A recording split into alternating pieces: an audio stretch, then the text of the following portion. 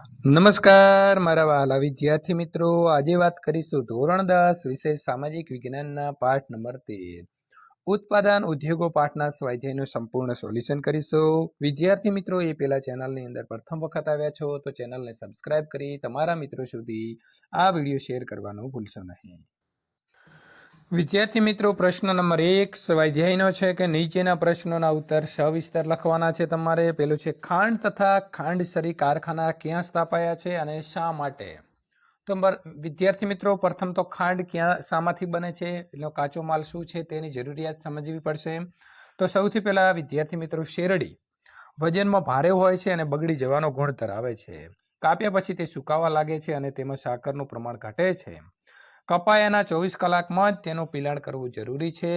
તો ખાંડના કારખાનાઓ મિત્રો શેરડી જ્યાં ઉત્પાદન થતી હશે એ ક્ષેત્રોની અંદર સ્થાપવામાં આવે છે। ઉત્તર પ્રદેશ, મહારાષ્ટ્ર, તમિલનાડુ, કર્ણાટક વગેરે રાજ્યની અંદર ખાંડ અને ખાંડસરી બનાવવાના કારખાનાઓ સ્થાપવામાં આવ્યા છે।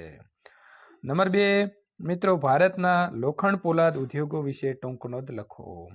તો લોખંડ પોલાદના ઉદ્યોગોમાં યંત્ર, ઓજારો અને યંત્રોના નાના મોટા ભાગો બનાવવામાં આવે છે। ઝારખંડનું જમશેદપુરનો કારખાનો લોખંડ અને પોલાદના મોટા પાયા પરનું ઉત્પાદન કરે છે। તેનો મિત્રો કારખાનો ઈસવીસન 1907માં શરૂ થયો હતો। ત્યારબાદ મિત્રો પશ્ચિમ બંગાળના બર્નપુર અને કર્ણાટકમાં ભદ્રાવતી ખાતે પોલાદના કારખાના સ્થાપવામાં આવ્યા। હજીરા પાસે મિની સ્ટીલ પ્લાન્ટ જે છે તે સ્થાપવામાં આવ્યો છે। મિત્રો, ભારતની અંદર લોખંડ અને પોલાદનું પ્રથમ કારખાનું તમિલનાડુના પોર્ટો નોવા સ્થળે ઈસવીસન 1830ની અંદર મિત્રો સ્થાપવામાં આવ્યું। પશ્ચિમ બંગાળની અંદર કુલ્ટી ખાતે ઈસવીસન 1864માં જે કારખાનું સ્થાપવામાં આવ્યું તે વિદ્યાર્થી મિત્રો આજે પણ આ કારખાનો પશ્ચિમ બંગાળના કુલ્ટીમાં ચાલુ છે। સિરિયાના હમાસકસ શહેરની અંદર તલવાર બનાવવા માટે લોખંડની આયાત ભારતમાંથી કરવામાં આવતી હતી અને ભારતમાં લોખંડ વ્યવસાય જે છે એ સૌથી મિત્રો જૂનો વ્યવસાય છે, એટલે કે ઘણા વર્ષ પહેલા તે વ્યવસાય શરૂ થયો હતો। ભારતના લોખંડ પોલાદના બધા જ કારખાનાનો વહીવટ સ્ટીલ ઓથોરિટી ઓફ ઇન્ડિયા લિમિટેડના હસ્તક છે। લોખંડ પોલાદ ઉદ્યોગોમાં કાચા માલ તરીકે લોહ અયસ્ક, કોલસો, ચૂનાનો પથ્થર અને મેંગેનીઝની કાચી ધાતુ વપરાય છે। પ્રશ્ન નંબર 3 ઉદ્યોગોના મહત્વ ઉપર ટૂંક નોંધ લખો। તો ઉદ્યોગો સ્થાપવાથી ઉત્પાદનમાં વધારો થાય છે અને લોકોનું જીવન ધોરણ ઊંચું આવે છે। ભારતની અંદર રાષ્ટ્રીય ઉત્પાદનમાં ઉત્પાદનના ઉદ્યોગોનો ફાળો લગભગ 29% છે। ઉદ્યોગોમાંથી રોજગારી મળી રહે તેને કારણે લોકોનું જીવન ધોરણ પણ સુધરે છે। ઉદ્યોગોના વિકાસના લીધે રાષ્ટ્રની પ્રગતિ થાય છે। ઔદ્યોગિક વિકાસ વિના આર્થિક વિકાસ સાધી શકાતો નથી। દેશની વ્યવસ્થા ઔદ્યોગિક વિકાસની ઘણી રીતે મિત્રો મજબૂત બને છે। જે દેશના ઉદ્યોગોનો વિકાસ થતો નથી અથવા તો ઘણો ઓછો થતો હોય તે દેશો કુદરતી સંસાધનોનો ઉપયોગ ઉદ્યોગોના કાચા માલ તરીકે કરી શકતા નથી। હવે આપણે વાત કરવી છે સુતરાઉ કાપડના ઉદ્યોગ વિશે નોંધ તૈયાર કરો। તો અહીં તમારે મિત્રો નોંધ લખવાની છે। તો સુતરાઉ કાપડ સૌ પ્રથમ મુંબઈની અંદર મિત્રો સુતરાઉ કાપડની મિલ સ્થાપાઈ અને ત્યારબાદ ગુજરાતના અમદાવાદની અંદર શાહપુર મિલ અને કેલિકો મિલ સ્થાપાઈ હતી। ઔદ્યોગિક અર્થવ્યવસ્થામાં સુતરાઉ કાપડનો ઉદ્યોગ મુખ્ય છે। તે સૌથી વધુ લોકોને રોજગારી અપાવતો ઉદ્યોગ છે। દેશની અંદર લગભગ 3.5 કરોડ લોકોને સુતરાઉ કાપડ જે છે એ ઉદ્યોગ મિત્રો રોજગારી પૂરી પાડે છે। દેશની અંદર મોટા ભાગની મિલો ગુજરાત, મહારાષ્ટ્ર, તમિલનાડુ, મધ્યપ્રદેશની અંદર કેન્દ્રિત થયેલી છે। ગુજરાતમાં અમદાવાદને પૂર્વનું માન્ચેસ્ટર અને ડેનિમ સિટી ઓફ ઇન્ડિયા તરીકે પણ ઓળખવામાં આવે છે।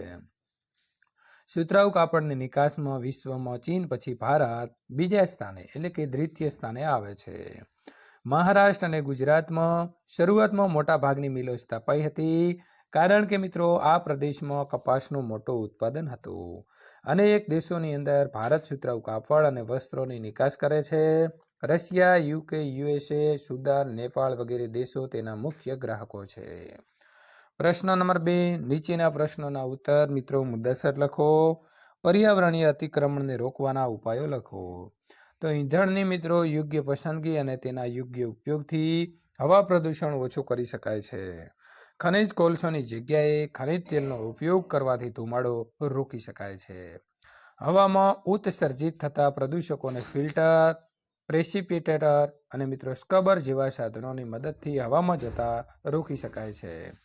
ભૂકંપ, જ્વાળામુખી વિસ્ફોટ, સુનામી જેવી કુદરતી પરિબળો અને માનવ સર્જિત કારણોની અસરથી પર્યાવરણની અંદર જળ, જમીન અને વાયુ પ્રદૂષિત થઈ પર્યાવરણની ગુણવત્તામાં ઘટાડો થવાની ઘટના પર્યાવરણીય અતિક્રમણ કહેવાય છે. નદીઓની અંદર છોડતા પહેલા ગંદા પાણીનું શુદ્ધિકરણ કરવાથી જળ પ્રદૂષણ નિયંત્રિત કરવી તેના માટે મિત્રો 3 પ્રવૃત્તિઓ મહત્વની છે. વિભિન્ન સ્થળોએથી કચરો એકઠો કરવો, બાકીના કચરાઓ જમીન ભરણી માટે વાપરી તેનો નિકાલ કરવો, પુનઃચક્રીય કચરાને અલગ પાડી તેને ઉપયોગી બનાવવો. પ્રશ્ન નંબર 2 મિત્રો, ઉદ્યોગોનું વર્ગીકરણ વર્ણવો. તો પહેલું છે કે માલિકીના આધારે ઉદ્યોગોને ખાનગી, જાહેર, સંયુક્ત અને સહકારી ક્ષેત્રોની અંદર વહેંચી શકાય છે. ભિલાઈનો પોલાદ ઉદ્યોગ અને હેવી ઇલેક્ટ્રિક્સ લિમિટેડ જાહેર ક્ષેત્ર એટલે મિત્રો સરકારી ઉદ્યોગો છે, જેમાં માલિકી અને વ્યવસ્થાપન સરકાર હસ્તક રહે છે. અંબાણી, ટાટા, બિરલા, બજાજ વગેરે જૂથોની કંપનીઓના ઉદ્યોગો ખાનગી ક્ષેત્રના છે, એટલે કે વ્યક્તિગત માલિકી ધરાવે છે. ઓઇલ ઇન્ડિયા લિમિટેડ જાહેર અને ખાનગી ક્ષેત્રનો સંયુક્ત સાહસ છે, જ્યારે સહકારી મંડળીઓ દ્વારા ખાંડની મિલો અને દૂધ ઉત્પાદક ડેરીઓ ચલાવવામાં આવે છે.